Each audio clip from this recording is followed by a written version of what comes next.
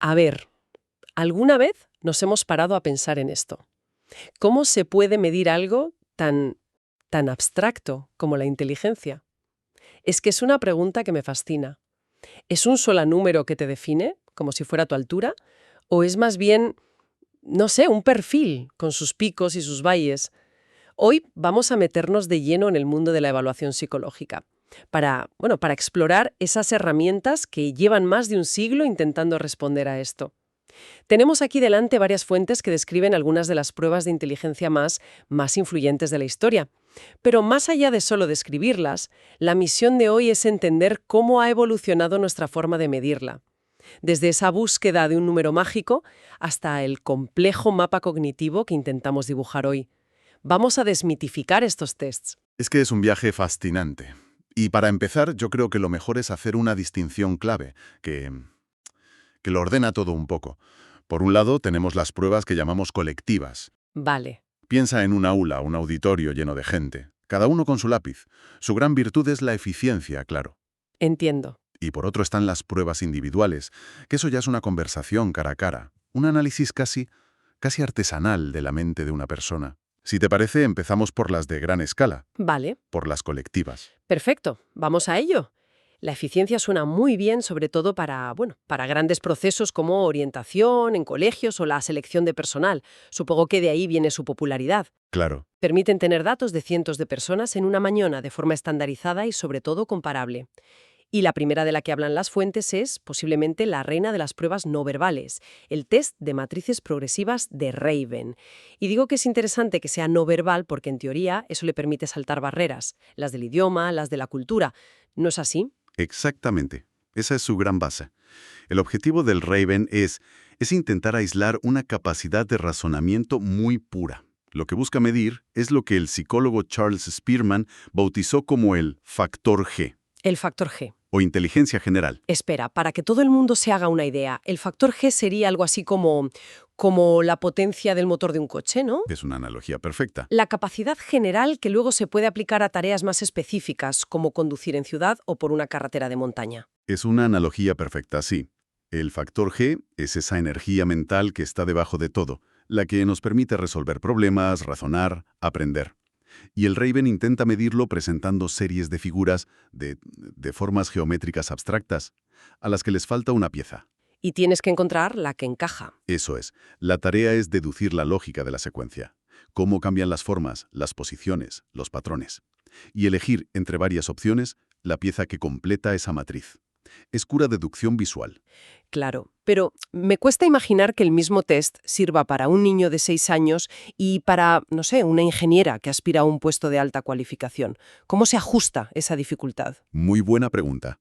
Es que no es el mismo test, es una familia de tests adaptados. Ah, vale. Para los más pequeños o para personas con alguna dificultad cognitiva, está la versión CPM, que son las matrices progresivas en colores. Los colores ayudan a fijar la atención y los problemas son más sencillos. Entiendo. Luego tenemos la SPM, la versión estándar, que es la más utilizada para la población general, adolescentes y adultos. Y ya para los perfiles más altos está la APM, la versión avanzada, con problemas de una complejidad lógica tremenda. O sea que se ajusta el desafío. Se ajusta el nivel del desafío a la persona evaluada, exacto. Espera un momento. Entonces, me estás diciendo que lo interesante aquí no es solo si aciertas o fallas. Las fuentes mencionan un análisis de los errores que va mucho más allá. Ahí has dado en el clavo. La puntuación total es solo la punta del iceberg. Lo que hace del Raven una herramienta tan potente son los análisis complementarios. Por un lado, se mira la consistencia, Ajá. si el rendimiento es regular. Pero lo verdaderamente revelador es el análisis cualitativo de los errores. Como un análisis forense del razonamiento. ¿Algo así? Exacto. Piénsalo así. Cada problema de la matriz se basa en 3 principios lógicos. Uno numérico, la cantidad de elementos, uno de forma, su configuración, y otro espacial, su distribución. Vale. Cuando una persona elige una respuesta incorrecta, podemos analizar cuántos de esos principios ha pasado por alto. Si solo falla en uno, comete lo que llamamos un error fino. Si ignora 2, es un error medio. Entiendo. Y si no capta ninguno de los 3, es un error burdo, una respuesta casi al azar. Qué interesante. Esto nos da un puntaje de error ponderado que es oro puro. Imagina a dos candidatos para un puesto que empatan en la puntuación total. Mm, Pero uno solo comete errores finos, casi roza la solución, mientras que el otro comete errores burdos. A pesar de tener el mismo número, la calidad de su razonamiento es completamente diferente. Nos dice quién razona de forma más sistemática, incluso cuando se equivoca. Entendido, el Raven, que se basa en esa lógica visual abstracta. Me pregunto si existen otras pruebas que busquen ese mismo factor G, pero con un enfoque distinto, quizá más numérico.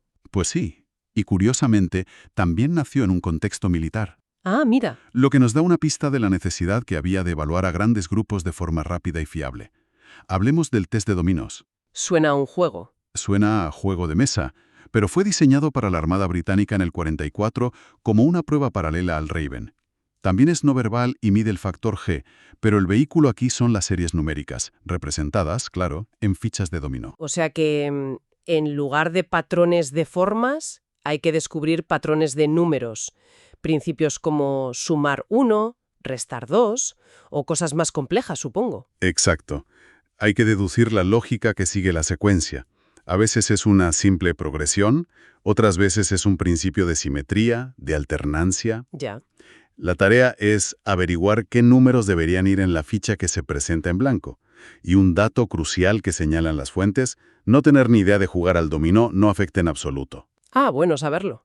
Es una prueba de razonamiento numérico abstracto, no de conocimiento del juego. Y en este caso, el tiempo cuenta. Es una carrera. No, y esa es una distinción importante. El dominó se considera una prueba de poder, no de velocidad. Prueba de poder. El objetivo no es ver qué tan rápido eres, sino hasta dónde llega tu capacidad de razonamiento. Hay un tiempo límite, sí, unos 30 minutos, pero está calculado para que la mayoría de la gente pueda intentar resolver todos los ítems, incluyendo los últimos, que son los más difíciles. O sea que, Se busca medir la potencia de tu motor lógico, no su aceleración. vale. Hemos visto las pruebas colectivas, diseñadas para la eficiencia.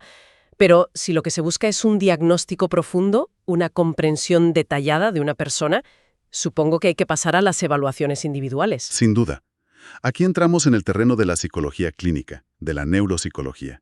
Y antes de llegar a los gigantes modernos, hay que rendir homenaje a un clásico. A ver, La escala de inteligencia Stanford-Binet es, en muchos sentidos, la prueba que lo empezó todo a principios del siglo XX.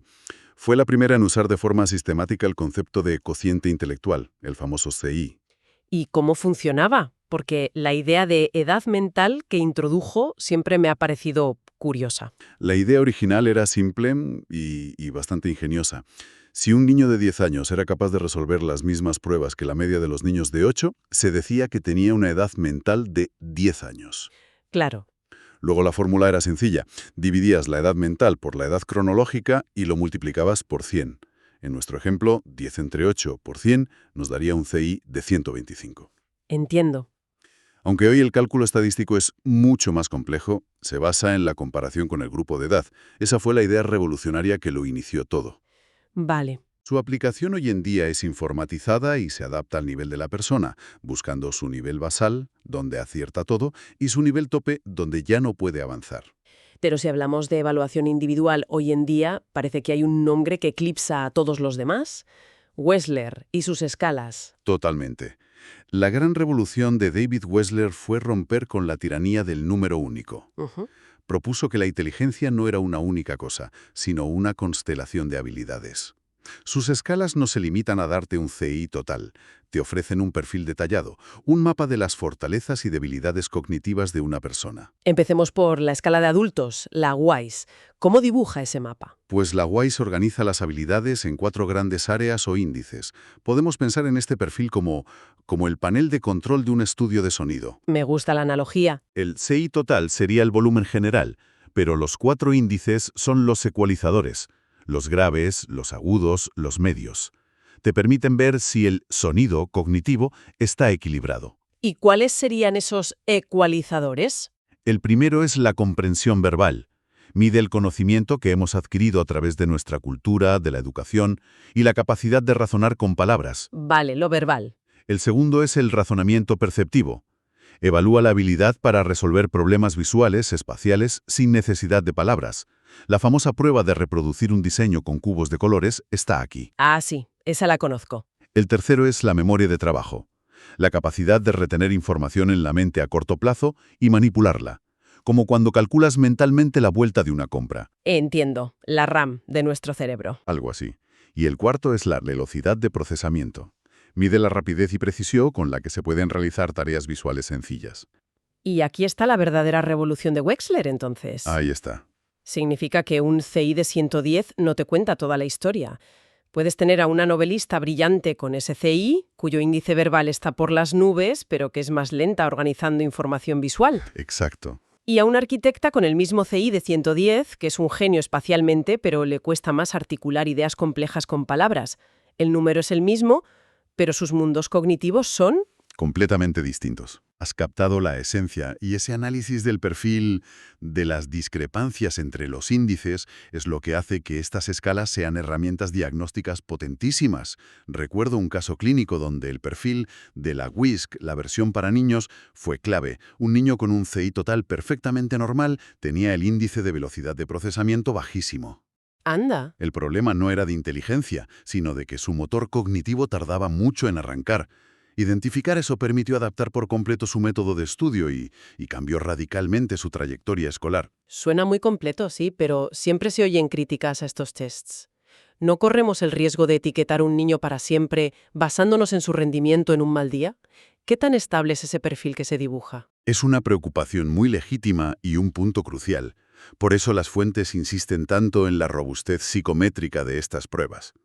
Cuando hablan de que tienen una fiabilidad con coeficientes superiores a 0,90, lo que nos están diciendo es algo muy concreto. Que de nuevo suena muy técnico. Pensemos en una báscula de precisión.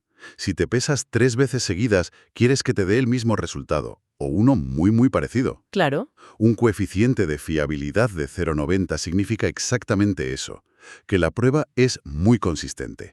Si se la pasáramos a la misma persona en 2 momentos cercanos, los resultados serían muy estables. Mide lo que dice medir con muy poco margen de error. Vale. Obviamente un mal día puede influir, y un buen evaluador siempre lo tiene en cuenta, pero la herramienta en sí es increíblemente fiable. Es el estándar de oro por una razón. Entendido. Y hemos mencionado la WISC para niños, pero las fuentes también hablan de la UEPPSI para los más pequeños, los de preescolar. Imagino que evaluar a un niño de 4 años debe ser todo un arte. Un arte y una ciencia. La VPPSI, para niños de 4 a 6 años y medio, no es una simple versión fácil de la WISC. Las tareas están diseñadas para ser lúdicas, atractivas, como una prueba llamada Casa de los Animales, que evalúa la atención y la memoria de una forma que el niño percibe como un juego. Claro, hay que mantenerle enganchado. La habilidad del examinador para crear un ambiente de confianza y mantener la motivación del niño es tan importante como la prueba misma. Vale, hemos hablado de inteligencia general, de perfiles cognitivos, pero con todo esto tocamos un tema clave, la típica confusión entre inteligencia y aptitud. En la calle se usan casi como sinónimos. Y es una distinción fundamental para interpretar bien todo lo que hemos hablado.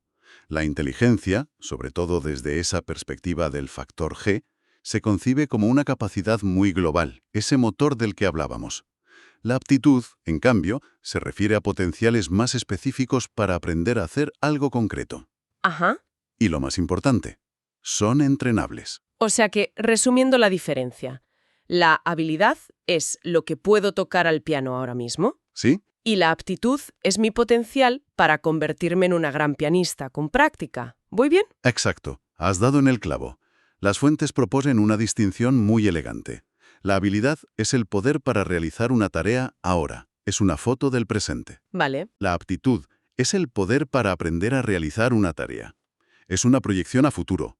Por eso, el concepto de aptitud tiene esa dimensión predictiva. Podemos tener una aptitud numérica, que predice que se nos dará bien la contabilidad, una aptitud espacial para la arquitectura o una aptitud musical para tocar el piano. Entonces, si recapitulamos el viaje, hemos partido de las matrices de Raven, que buscan ese factor G puro abstracto, y hemos llegado a los perfiles detallados de Wechsler, que nos dan un mapa de carreteras de nuestra mente. Hemos visto herramientas para medir a miles de personas de golpe y otras que son como una cirugía de precisión para un solo individuo. No es la gran conclusión es que evaluar la inteligencia hoy es mucho más que ponerle un número a alguien. Es entender la complejidad de su funcionamiento cognitivo. Y sobre todo es diferenciar esa capacidad general de razonamiento de las aptitudes específicas, que son las que nos dicen dónde puede brillar una persona con el entrenamiento adecuado. Claro. No es lo mismo tener un gran motor que saber en qué carreras tienes más potencial para ganar. Y esto nos deja con una reflexión final, para seguir dándole vueltas. A ver. Si hemos definido la aptitud como el potencial para aprender y decimos que se puede desarrollar con el entrenamiento, ¿hasta qué punto estas pruebas, que no dejan de ser una foto de un momento concreto, capturan un potencial fijo, casi genético? O por el contrario, son simplemente un punto de partida, una línea de base, que puede ser modificada de forma sustancial por la educación, la experiencia y sobre todo por el esfuerzo deliberado. La respuesta a esa pregunta, lo cambia todo.